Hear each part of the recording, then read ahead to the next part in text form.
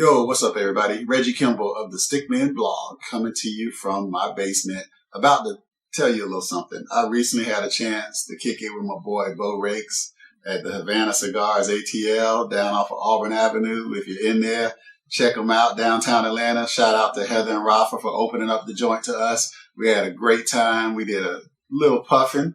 We did a little sipping. We did a little chatting. I'm actually sipping on a little Jameson tonight. It's not my typical drink, I ain't gonna lie.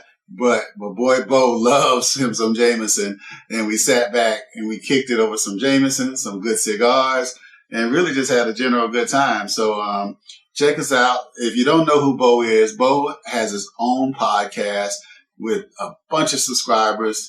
He lives down in the Dominican Republic, and he not only lives down there, he kind of goes back and forth between the Dominican Republic and the ATL.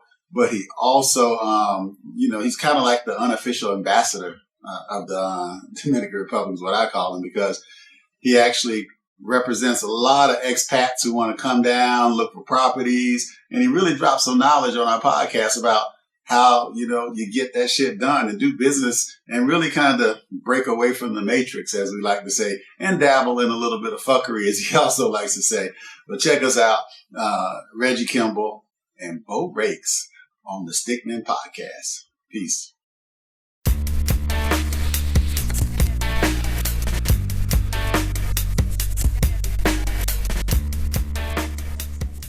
But man, I think it's like, I love the relationship of where somebody actually can come to DR like you did. We met over there and we had a good time and just post up and smoke some sticks, drink some whiskey. And we made business contacts. That's what's so beautiful about it. Yeah. Because here we are right now. Yeah, and that's the reason I got into cigars. Like, my dad smoked cigars, but he would smoke anything from a Cuban to a Tampa Nugget. He just liked cigars. Okay. So my interestingly enough, my father got me, who lives in Miami, actually got me into cigars as well. And for the longest, I wasn't interested. Right. Just like I wasn't interested in playing golf, none of the things that he was doing. But now I do all that shit. I tell people now, like, I've never seen a fight in a cigar lounge. Never. And when I started my business, like back in the day, I used to be a real estate appraiser here in Atlanta, and I would be like going to all different around town, and I would go to sometimes to close a deal, sometimes to celebrate a baby. Sometimes when you're celebrating or doing business or networking, you gotta know how to network. You gotta when you go to somebody and they might want to meet at a cigar spot. You got to be prepared for that. When I don't golf, but when I go golfing with my buddies who do, I drive the caddy and I pour the liquor. Well, that's the best job to have. Yeah. Because golf is frustrating as hell. Right. And so, like, actually, the place when I bought my land at Playa Dorado, across from Playa Dorado, it's the only golf course up that way. Okay. So my subdivision is directly across from a golf course, and I make sure I did that. So when my guys come, I got your cigars.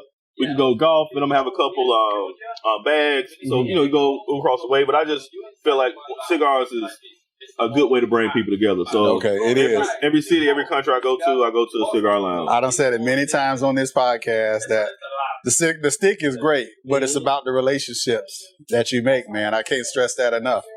And then just so happen to be in DR, the plug of cigars, and I get to smoke all different types of cigars. They sell more worldwide than anybody.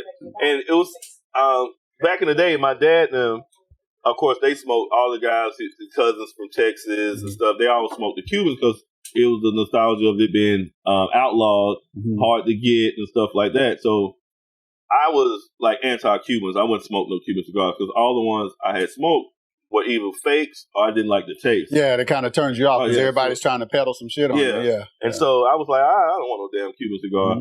And so now I think this Clandestino is a Cuban, right? Cuban seed. Okay. Cuban seed. All right. Like, this is a good cigar. I'm smoking the Clandestino. Like clandestine activity. Yeah, I know, right? Right up my alley.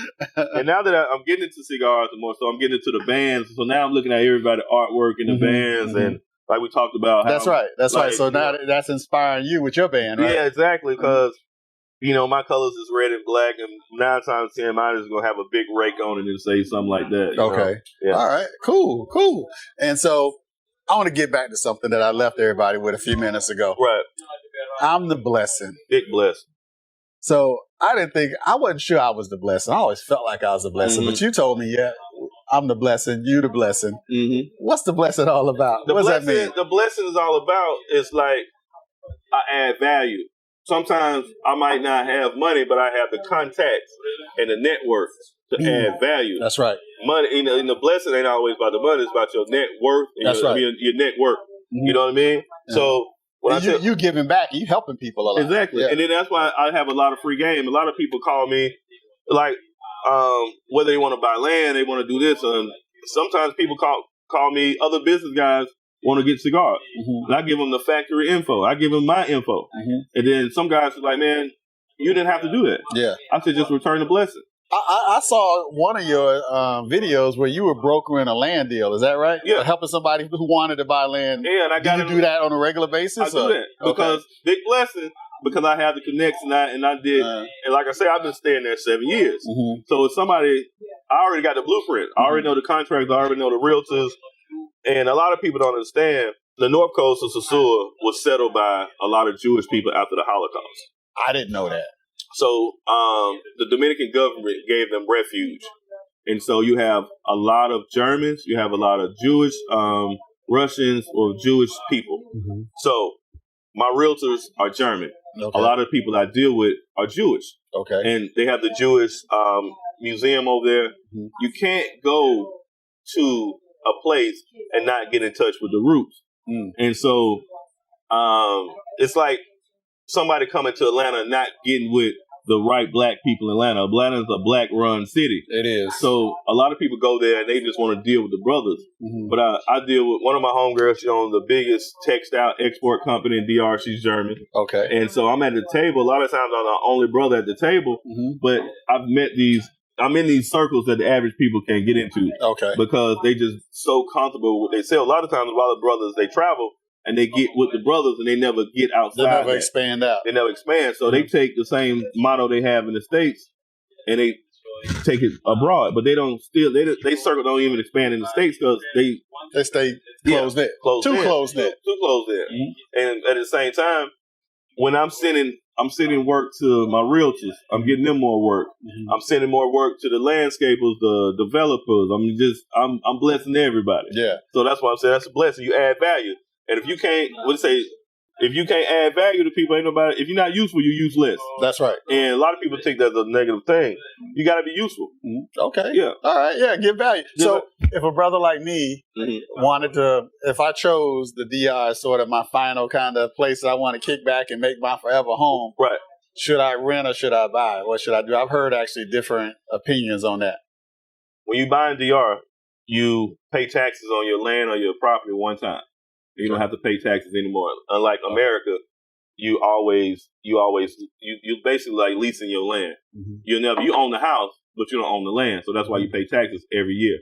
And then if you can have a $500,000 house, $1 million house paid for, if you don't pay the taxes for a year or two, somebody can buy your tax lien and you still got to pay that or you lose your profit, no matter how much you pay. Okay. So when I bought my property, I paid taxes one time and I got the deed to it. Okay. So for instance, I tell people, so what I'm building a structure for, a four unit condo for, is under $200,000. Just to put the numbers together. Okay. Now, if you was to go buy something at the retail, it'll cost you $4. You know what I mean? 4 or 5. Mm-hmm. So I buy the land. The land went at triple the value in like 2 years, and so I can sell the land and walk. This is all in the DR. All in the DR. Wow. So. Like the cat, what's the dude named Kevin Samuels? Yeah. He was talking about a high value man. You know, and I think that's dope. And he said a high value man has to make at least $100,000 3 years consecutively. Okay. But when you can be, a lot of people want to live up to that high value standard. But I'm not playing in that field. I'm like an NBA player that go play in China. You know, I'm still getting my bread because I got low overhead. So, that's right. Yeah. You know, some people need $1 million. I can do the same thing with 100,000 that the cat is doing with $1 million. Yeah. So I know cats that make $200,000-$300,000 a year, and they don't take no vacation. But 1 week in Miami, 1 week in Vegas, like I met that shit sucks. It sucks. What do you mean? That's the corporate life. And I met a dude. I tell this story all the time. I was in Miami at not Wet Willie's. I was at another little spot, like some little spot similar to Fat Tuesdays. I met this dude from New Zealand, and he had a bucket of beer. He looked like a big, like one of the world's toughest men type. Like he was going to play for that, like try for that shit the next day. He had a bucket of 12-pack of beer on ice. I was like, let me get a beer. He said, I was ordering a beer and it was full. He was like, man, here go a beer. And I'm like, he's like, how long you gonna be in town? Shit, I'll be here a week. How long you gonna be here? Shit, I'll be here to February. It was November. I said, what? He said, I'll never forget, I was 25. He said, well, we come here from New Zealand, and we take at least 3-4 months vacation. My family got a house here. When I left that place and I left that man, I said, I don't know nobody in my life, in my circle, in my family, in my friends that's doing that. That's taking a 3-month vacation. So I said, I'm going to change my life. 3-month vacation, folks. I've never had a 3-month vacation, bro. It would change your life. I got fired once, and then I was off 3 months by default. But I never taken a 3-month vacation. So ever since then, I restructured my life to take a 3-month vacation. I tell people, like when me and my girl got together, and I was in Afghanistan. I worked for MARTA here for 15 years. Okay, so that's what you did before? I worked for MARTA. Becoming Beau Rakes. Yeah, you were working for MARTA. Okay. I worked for MARTA. So transportation. I did logistics for them. I had like 5 or 6 jobs within the company. I started working at MARTA when I was 19. Yeah, so that was like my first job outside of high school. Wow. And I started... Well, that's a hell of a job, though, still, for somebody right out of high school. I bought my first house at 20 years old. I bought my first house on Sylvan Road. How the hell you even make that happen at 20 years old, man? But that was my granddaddy was real wise. And he was my daddy was an entrepreneur. My other grandfather was an entrepreneur.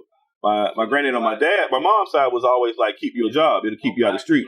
Keep you out of jail. That's true. And so my dad was like, always be a hustler. Don't never let nobody else pay you. So I did both. I've always sold T-shirts. Like I said, I was a real estate appraiser. I had I cut grass on the side. I did all type of little side hustles, But when I got my first job, I just had turned 19, and I had worked and I saved, and I got with a credit union instead of a big bank, and so I got my credit up. I think my credit score was like 768. And I had the money for the down payment. But my first house, I still stayed at my mama's house. So I bought a rental property. Okay. But it was my first time home buyer loan. But I never, and I just rented out. I still stayed at my mama's house. So after the mortgage, I was. So from a young man, you were entrepreneurial. Right. Yeah. I didn't know how I was going to figure it out to do it. I just figured it out. That was one of my goals. So right before my 21st birthday, I had closed on my house. And I think after I paid the mortgage and what I was getting from Section 8, I was positive cash flow $400 a month. Wow. And so that's passive income already at 21 years old. 20 years old. Yeah, exactly. And so when I was like, I said, you know what? I got to restructure my life. And being able to, and that's why I never had kids, because everybody I worked around. So no children? No children. Okay. I can't afford children. Dude, children are expensive. I love my kids, but damn, y'all cost me a lot of money. What happened was, a lot of guys at MARTA, they was unhappy. And no matter how much money they made, one guy said, after I pay my child support and my bills, I only got enough money for a joint and a six-pack. And I would hear all these stories. I was like, I can't live like that. I just wouldn't live like that. But, and I was like, when I quit my job, my homeboy was working in Afghanistan, MF, and he was doing IT. Okay. And he was like, man, you always talking about, you want to change your life. Here's the opportunity. And then I looked at, he had a homegirl. This is about how you got to have connections. He had a homegirl that was in HR. Who is important. Yeah. He had a homegirl that was in HR. And she looked at my resume and seen I only had one job. And I had all these credentials from this one job. And I had ran warehouses for 5 years. Every aspect of a warehouse, shipping, receiving, POs, all that. And so she gave me a logistics job in Afghanistan. I was shipping all the guns back from the government. When the soldiers done with their tour, I was the logistics guy for the guns. And I shipped all the guns back. So I had like a high profile job. I still have a security clearance. Oh, wow. Okay. Yeah. All right. Okay. And so when I was over in Afghanistan, I was like, man, I'm going to pick me a contract up, and then when my contract is over, I said, where in the world am I going to live? I go anywhere in the world and live. And but that exposed you right away at a pretty young age to living abroad. I've been in Dubai 6 times. Wow. Because I'm still trying to go the first time. Yeah. So my layover was always being Dubai. So I would always pick 2 or 3 days before I had to be back to work, chill and hang out in Dubai. I would use my connects with some of these other guys and just piggyback on what they was doing in Dubai. But I was over there. I said, man, I want to live for free. I'm going to live for free. And if you purchasing a home, you can buy a house up to a quadplex on the one as owner occupied. So, that's why I was like, we'll get a duplex. Okay. And so I was my girl was like holding me down, sending me like care packages and stuff like that. Right. She was I had my deal. I was setting up my deal so I could come back to the A, and had a project, but on the last day of closing, my deal fell through. And it was a duplex. My girl said, you know what? I see what you're doing. I see the vision you got. Fuck it. We can just get it together. And so, and in 4 years, 5 years, this is our second duplex. Okay. But the duplex changed our life because we had one in Decatur, not too far from downtown Decatur. So my dad came by. He helped us remodel. So what we did 2 things. Okay. All right. We slow flipped the house. Okay. And we lived for free. So we went in, bought a house, fixed up one side of Airbnb it. And then, after 2 years, we got everything we invested in the house. And after you stay, you don't get the capital gains tax if you stay in the house over a year. Okay. So we got all the positive cash flow from the rental, and when we sold it, we got the money from the flip. So we'll buy a house, stay in it for at least 2 years, and flip it, and move on to the next. Now we're in another duplex. So you did this throughout your 20s? This was like right from 30s. 30s at this point. After I came back from Afghanistan and stuff like that, but I was still coming back, start my landscaping business because I wanted to vacation in the 3 months. What can I do? I know how to cut grass. I've always cut grass. Okay. And I made it. So you did the work yourself. You're not talking about going out and getting a team out there. No, you did it. I did it. And then I started making money just subbing the work out because my tree guys, my gutter guys, my pressure washing guys, a lot of guys don't do the work to legalize their company with the insurance and all the proper things. So when you go to bid on the job, you got to put your company packet down and get proved to be a vendor. So once you get proved to be a vendor, you got to have some more connections. That's right. So I ended up meeting a girl, and she was one of the biggest property managers in Buckhead. And so she says, she gave me all her shitty projects, all her shitty, what's her name? But it was my first commercial. Okay. She said, I'm going to give you my shitty one, a couple of the shitty ones to see how you do. And I did great on them, and then I started getting better contracts. So then when I say I know tree guys who need work, but they can't get the contracts. So I get 20% from them. If it's a $10,000 job, I get 20%. And so it's just stuff like that. So I still do that. Yeah. Damn. So this man, now, okay, I was already impressed and said you're my hero. Now I'm even more impressed the fact that from such a young age, man, you figured out some shit that I'll be honest, I didn't. I had a different mindset. I thought I had to have a job. And now, later on in life, I'm very entrepreneurial, but I wish I had this 20 years ago. Right. And see, what Marta allowed me to do is get my CDLs at 20 years old. Okay. So I still have CDLs. So sometimes I got. You never have to worry about work. No. So sometimes, like last year, one of the homies called me. He was driving a box truck. He said, "Man, I need a teammate. I need a team driver."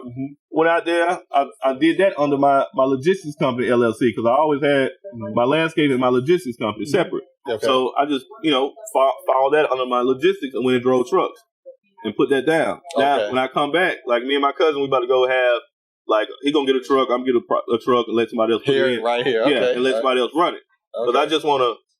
Because I don't think dollars no more. I think pesos. So I make dollars and I go spend my pesos over there and I got to carry the world. And the money goes a lot further. Yeah. And that's why I say about the international. I would say that's why I want to retire in any of the Caribbean countries. Not all of them, but some of them. Your money goes a lot further. But not only that, and this is the things that got me. I'm not a nigga in DR. I'm writing a book right now called "I Don't Want to Be Your Nigga No More." What? Okay, when this book gonna be finished? I don't know when it's gonna be finished. I'm writing it. I'll listen. So you got to come back on the Puff Chat podcast and talk about it when it's ready. I was listening to Goody Mob back in the day on 8 Ball song. It's called "Backyard Mississippi." Okay. And CeeLo said, "Let's I don't want to be your nigga no more." Yeah. And I said, I remember that. Yeah. And then when I got to DR, and I had cut my hair, I was just walking through, What, you had dreads or something? I had dreads before, but I cut my hair down. Right, okay. But it's like, they thought I was Dominican. And so I moved. They thought, Are you fluent? No, fluent in Spanish? Yeah. I speak about 30%. I can get... But you're making it happen. I make it happen. Okay, all right. And so I've never been called a nigga over there. Somebody get mad over here in another nationality, they're gonna call it. First thing they're gonna call you is a nigga. Yeah. They get mad over there, they're gonna tell you, kiss my ass, you motherfucker, this is You're just another person. Just another person. Yeah. I'm not a nigga. So we remove that. And I want to be somewhere where I'm not a nigga. So, and that was just my thing. I'm talking to America, like, I don't be a nigga no more. So I'm exploring other countries, And why the DR, all the countries you could have been in? Thing was, this is what you got taking place. Infrastructure, lifestyle. Santo Domingo look like Miami. It does. So you can go down there. I can go to Victoria Porterhouse in the capital and get me a $60 steak, put on my loafers and my linen pants if I want that type of vibe. Also go to the countryside where we met at and just chill out. That's right. It gave me every different things I want. I can get the fly lifestyle. I can get the country lifestyle. Cheap. I don't like to use cheap, but affordable, economical flights from America, direct flights, and I can get back to America if anything happened in 5 hours. Okay, 2.5 hour flight. Riff-raff to get to the airport. So that was that. And then next door to Haiti, I've been in Haiti a couple times. I noticed that you have some podcasts that you did from Haiti, and that's like that's a hot skip and a jump, right? Because they share the island. What do you take a bus over there? Or? So normally I fly from Miami to Haiti and I catch the bus from Haiti to DR. It's about a 6, 7, 8 hour drive or something. Okay. But I go to Haiti and hang out because Haiti was the first Black republic, and I wanted to be in touch with my brothers. Okay. Yeah. So I've never been to Haiti. Is it beautiful? It's beautiful. It's beautiful and way more expensive than DR. I would never thought. Really? Yeah. Way more expensive. All right. Okay. Yeah. All right. So, do you miss the U.S.? Never. So it's safe to say that in terms of where you make your primary residence, it won't be here. It's always going to be somewhere else. I would have some positive cash flow coming from the U.S., but I'm not working until I'm 70 years old.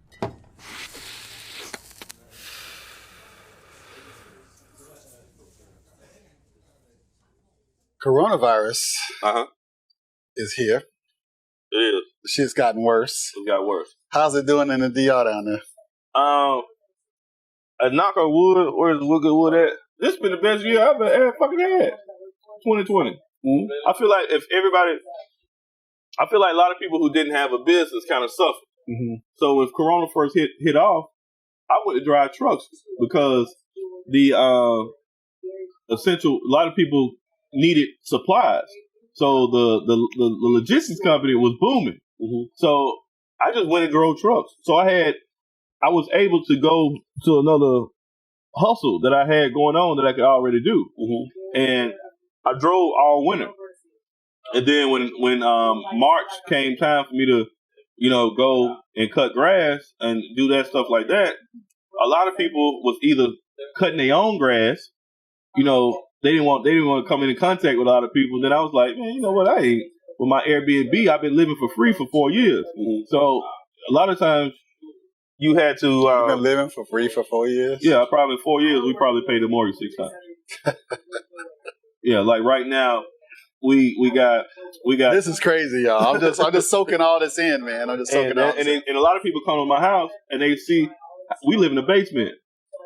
Upstairs is fly, renovated, everything. It was a 3-bedroom, 2-bath, 2-car garage upstairs. But we got on the site with the travel nurses. So a lot of times, we got 3 travel nurses staying. They booked in November. They stay until June. Okay. So that's... Book November, stay until June. Okay. Right. So that's damn near 8 months. Yep. At a premium. So the mortgage and the house bills, water, electric, and everything, plus positive cash flow is paid by them. And we just downstairs living for free. So we ain't felt that hit, knock on wood, but we was better prepared than most people. My girl got a cleaning business. So a lot of times she might go clean a house. Cleaning business down in here in Atlanta. Oh, here in Atlanta. Okay. Yeah, she managed about 4 or 5 other Airbnbs for other people. Okay. Like one of her clients, they live in LA. and they got a house here. So she's making sure everything's set up, booking, taking care of the guests and all that. Yeah, she handles all their booking, and so she's cleaning and managing. Okay. And so sometimes she be like, "Yo, they need a landscaper." Okay, I'm on that. Roger that. Okay. So now I'm getting that business too. And so what I did this year was when I took my vacation, I gave all my business, one of my homeboys that was building his landscaping business. I gave him pretty much all my clients who wanted to shift. And I got a percentage of that too, or like a little kickback. Okay. You know what I mean? But what they say, pennies in the pound make dollars out the wild. You know what I mean? So I ain't thinking dollars, I'm thinking pesos. So YouTube paid my rent in DR. You know what I mean? So whatever I make from YouTube, it paid my rent. So I'm sitting there, home taking care of, this house taken care of. You see, I got my business down there. I see you got that. Yeah. Go back to YouTube for a second, man. That you have two different things too. I noticed also, not only do you have just regular YouTube, you got 10,000 subscribers, you got a lot of people viewing it, but I also noticed you have a monthly subscription to the YouTube. What's the difference between people who are just viewing what's going on with all the different videos you're putting out, but then they subscribe? What do they get for subscribing? You subscribe? A monthly subscription, let's say that. I make my monthly subscription like very affordable. The minimum is 99 cents, or like $1. The other one is like $1.99. The other is like $3.99. But when I build my house over there, I'm going to show everybody. That's going to be like probably like a $10 a month thing for like 6 months. The bill is set to take 4 to 6 months. Okay, 4 on the low end, 6 on the high end. And a lot of people, you gonna see me as a lot of times jobs don't come in on budget, so you'll be able to see what it cost me, what I went through and things like that. But some of the subscription is you get one-on-one time. You want to FaceTime, video chat. I answer your questions. I might post some just random videos to the subscription people that I don't post on what's name. Like I might talk about certain things that I can't talk about on the public channel. So you got a subscription, I'll give you that. If you guys say, hey man, make a video about this, I got you. Okay. Yeah. All right. Shit. So that's what it is. They get that monthly subscription. They get very more kind of up close and personal relationship with Beau Rakes. Yeah. So shout out to O'Shea Duke Jackson. That's one of the big YouTube. He got like 100,000 subscribers. But every time I call him or shoot him a message, he always pick up, give me word of advice, just. Wait, O'Shea Jackson? That ain't the O'Shea Jackson. What O'Shea? No, what Duke? Oh, I don't know this. He does Manosphere. Oh, okay. I got to check that out. I haven't checked that out. Yeah, you got to check his YouTube out. Okay. He's like Manosphere. Check that out. Yeah, okay. he does I think he's in I think he's in Ghana right now. Okay. But he's a very cool brother. So you're another globetrotter. Yeah. Is he American? Yeah. Okay. Yeah. He's I think he's in school to be a doctor. Okay. Yeah, and but he got the YouTube game figured out. He got like 3-4 channels. You know what I mean? He got 100,000 subscribers. It is goals. Because once you get 100,000 subscribers, you're a professional YouTuber. That's true. Yeah. That's true. Because So I'm admiring what you're doing, but you even feel like, hey, I got a long way to go still. But it's about, I want to be a digital nomad.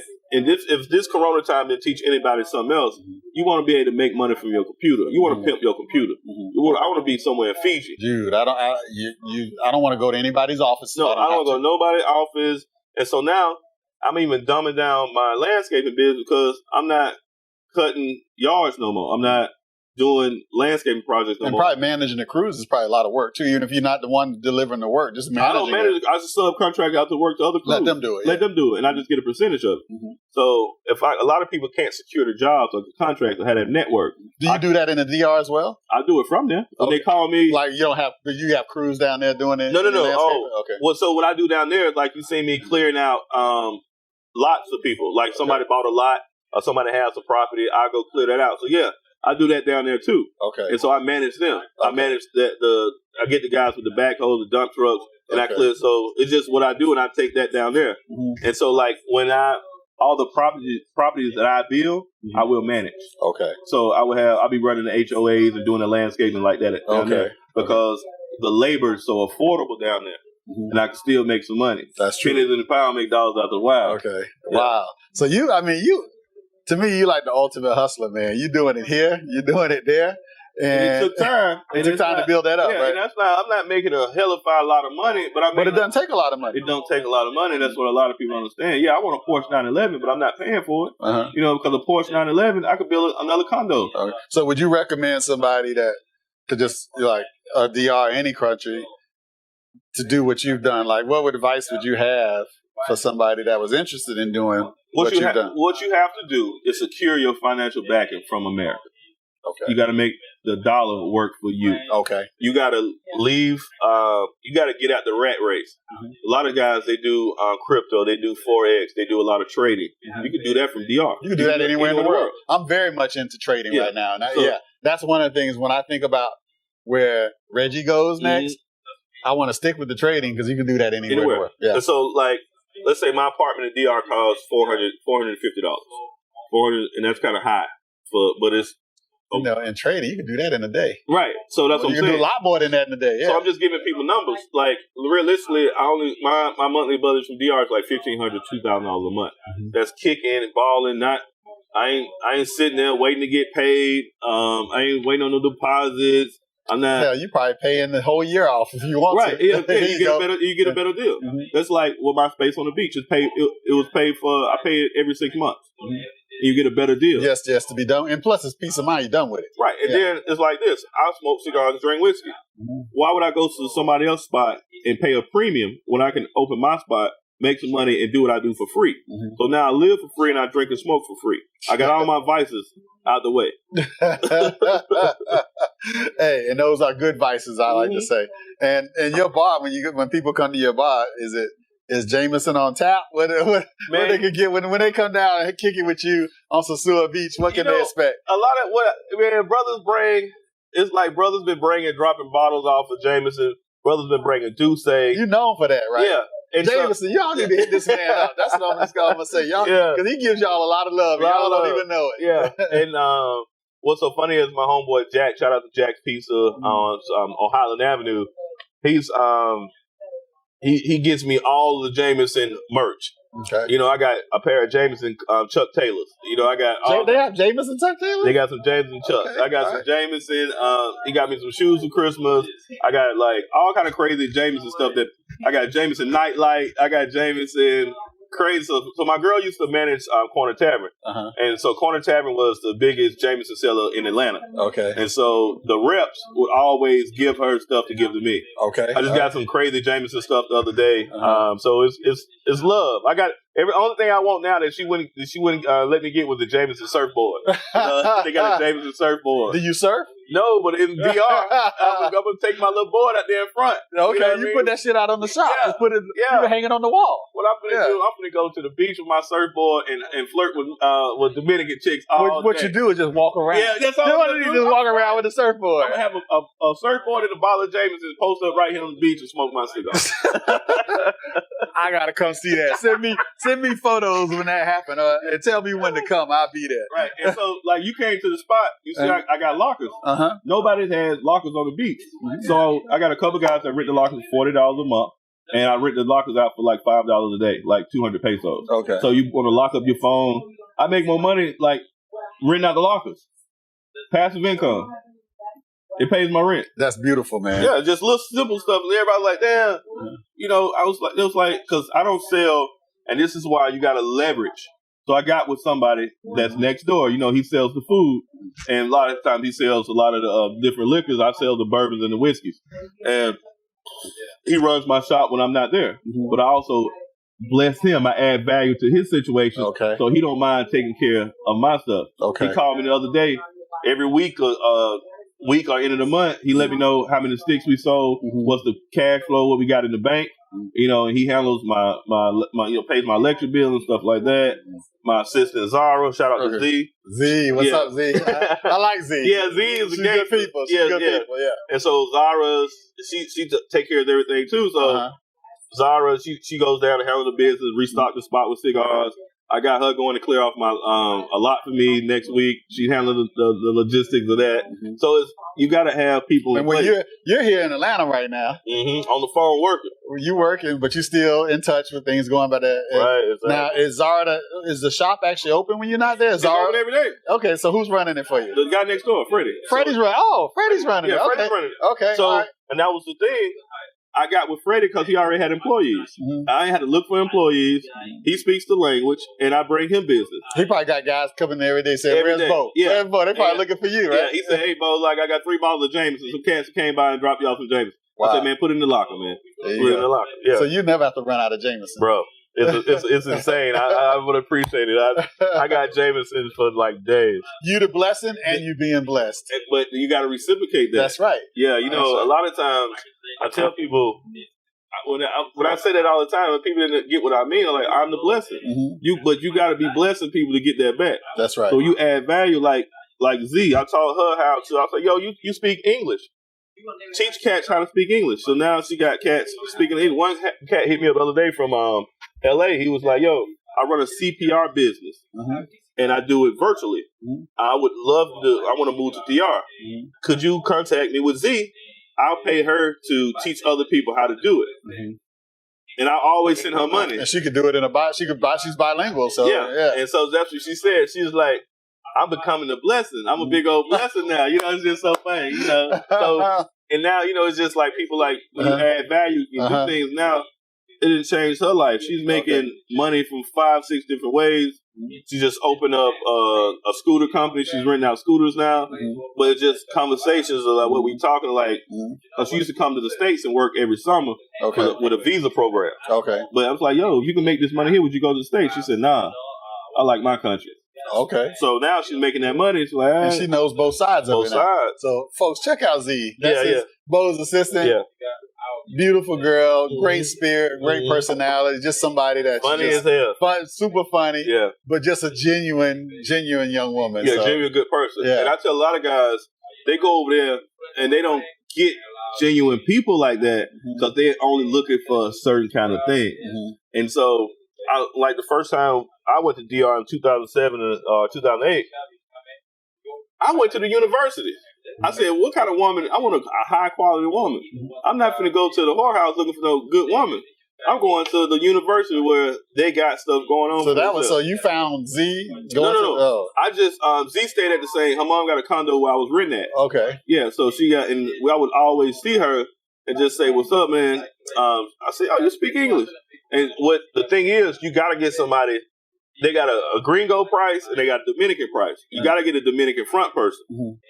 Should people reach out to you if they need that? Yeah. Okay. Yeah, and so that's why I'm the blessing because I had Freddie negotiate the deal and he's Dominican. So he's my front man on the business side. And when I need something else done, Z does the front person of that. And then I go through other people. I just don't want the gringo price, so I just stay in the back. So you have a network. You got to have a network. Okay. Every business I did by myself, I lost money. When I implemented other people, I don't need 100%. Some business I have 30% interest in, 50%, 60%. I would give somebody. I'm not hoarding all the resources. So I'm gonna bless you. You bless me. Even swap ain't no swindle. That's. I like that. Last thing I want to ask you about on the video. Do you have a favorite video topic that because you seem to you all over the board. What do you like when if anyone want to say, Beau? You know, you talk about everything, but what do you enjoy talking about the most? What's kind of what you're kicking Food and booze. Food and booze. Food and booze. You got some cool food on there, man. Yeah, I mean, because I'm a foodie. I've always been a foodie. I went to, around the corner back in the day, they had, right behind here, the brother Rashid Nuri. He has Truly Living Well. Okay. And right before I went to Afghanistan, 2012, I took his urban farmer program. And I was in the farm, learned how to farm. I went to Brenda Carr Living Foods Institute off of Howard Mill, and I became almost like a raw food chef. Oh, wow. So, you know, I had clients who was diagnosed with cancer, fibroids, and other things that they had to learn how to eat raw and to heal themselves naturally. So, kind of like the Dr. Sebi vibe. So, whether it's, I do a lot of meatless meals, but whiskey and meat. I'm trying to get up to speed on the meatless. Yeah, meatless and whiskey don't go together. When I went 9 months without meat, I was still drinking Jameson. I was getting towed up quick. You don't have nothing to absorb that shit. Yeah, but I still like meat, so that's why you see we'll go somewhere and get a tomahawk. You know, and we were talking about the tomahawk. Yeah, you talking about the tomahawk at House, right? Yeah, no, was it not House? Highland Tap. Highland Tap. What's today? Tuesday? Yeah. I told you I owe you lunch now. We go to get the steak burgers today. We just might have to. Yeah. We just might have to. Let me know now. So, I mean, I love the food. I love the booze. But I just also love the culture because I didn't grow up I didn't never go on vacation with my family. I never went to Disneyland. I never went to Disney World. The only place I went was Vacation Bible School. And nobody in my family had a passport. So when I met this girl from Ghana, she was from a family from Ghana, but she lived in Vancouver. Keep talking. I'm checking on something. Keep talking. And that was the first place I went to was Vancouver when I was 23. And the response I got from being from Atlanta, just being black and traveling, I just got up with other cats and they said, man, let's go to Panama, let's go to Belize, let's go here. And I would just tag along. Now I travel alone everywhere. If I ain't with my girl, I have my homeboy say, man, meet me somewhere. Let's go, bro. I'm going. That sounds like a good deal to me. That sounds like a good deal to me. Hey, brother. That burger sound good, so we might have to do that. Yeah, it's on me. It's on me. Hey, I got Beau Rakes. Yes, sir. Beau Rakes YouTube channel. Yeah, BEAU. Tell him what to do. RAKES. Mr. Dabbling Fucker himself. Beau Rakes. And remember, Stickmen Podcast. You'll see the full video on Stickmen Podcast. Check us out on Instagram, YouTube. I'm kicking it with Beau Rakes. I'm honored today, brother. Man, it's been a pleasure. Hey. And what I'm going to do is I'm going to get you some of them cigars. When the next person come back this way, I'm going to get you some Maduros. Okay. Oh, yeah. Let's do it. Yes, let's do it. Check them out. Sosua Beach, DR, the official ambassador, unofficial ambassador of DR. Yes, sir. Beau Rakes, yes, Reggie Kimball. What? I got to say it right. Puff, sip, chat, repeat. Yeah. I'm out. And shout out to Havana Cigar for hosting. Oh, yeah. So Havana Cigars, Heather, Rafa. Appreciate y'all.